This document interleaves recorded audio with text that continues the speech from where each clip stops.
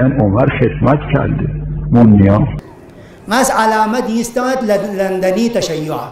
زيارة عاشوراء مثال تانچن ما داره زرن دوغلو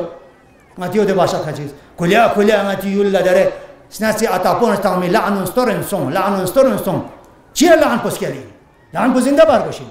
و دو این علامت چی مثل شمر تخصونیکا مثل ابن زیاد تخصونیکا خبیث نمبر 1 چیزر الفاظ ما یوم اومد مجسمه خباست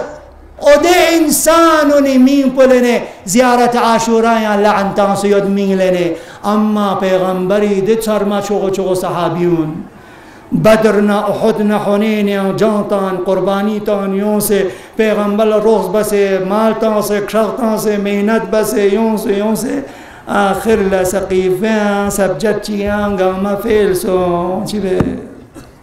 سبجتچیان فیلسو میگا متزمن بالکل مردود بسیتان تا یا چود یا کمن هر کره پانستون هر سکرتتم نه اسلام یا دیو مجو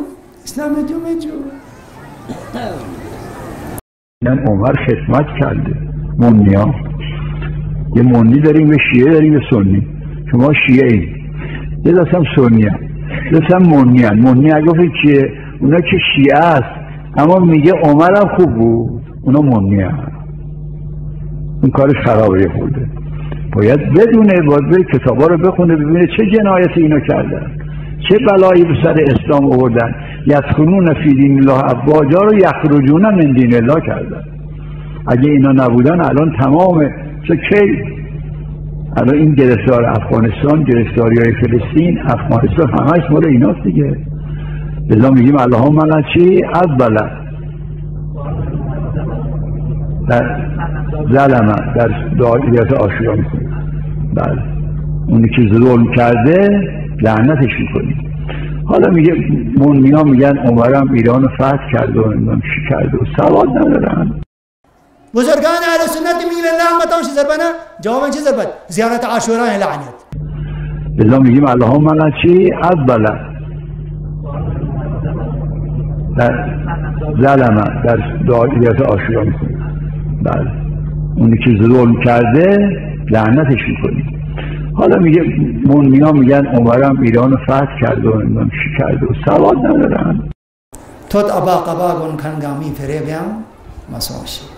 سنا شغن آغا کنتا دین پوچود پرگوز دین حقیقت پوچود پرگوز دیکھنے یون سے ندی بمبر پکا دی ہزاروں تعداد میونی وقت پو ضائع بسے ہاں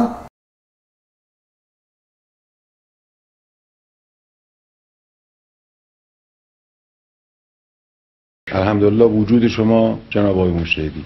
منشأ برکات فراوانی است. اللهم کل ولیک الحجة ابن الحسن صلواتک علیه و علی